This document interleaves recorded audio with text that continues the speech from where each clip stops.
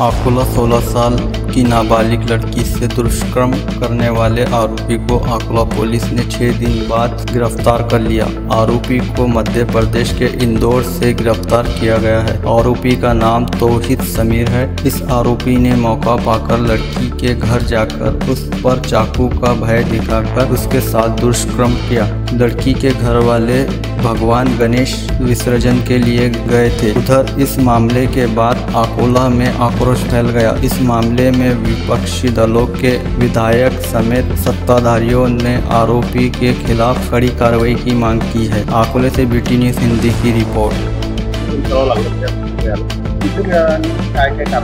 6 तारखेला दासपूरमध्ये जे गुन्हा घडला होता, रस्ता झाला होता आणि आरोपी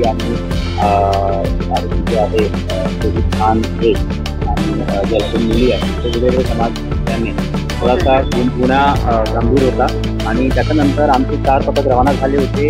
त्यावेळेस गणपतीचा बंदोबस्त, गणेशचा बंदोबस्त, ईदचा बंदोबस्त पण होता। तरीसुद्धा आमचे 4 पथक रवाना झाले होते। 5000 किलोमीटरचा प्रवास आमची टीमने केलेला आहे। 6 जिल्ह्यामध्ये आमची टीम गेलेली आहे, 5 राज्यामध्ये गेलेली आहे।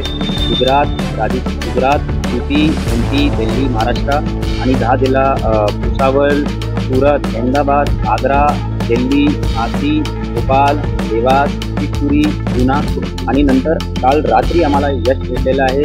आरोपी इंदोरमधून अटक केलेला आहे अकोला पोलिसांनी। त्याच्यामध्ये 8 जिल्ह्याचे एसपीसोबत स्वतः बोललो होतो। त्यांनी नाकाबंदी पण बरोबर लागली होती।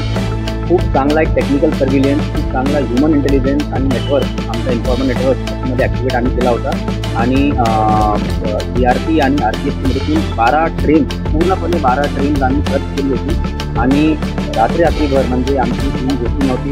100 आवर्सचा एक ऑपरेशन होता। काल रात्री इंदोरमधून अटक केलेला आहे। आरोपी आता आणलेला आहे आम्ही अकोलामध्ये आणि आता PCR आम्ही आज मागणी करणार आहे। नाही, ते दारूचे दुकानच्या समोर होता, त्यावेळेस आम्ही अटक केली। सर, आणखी आता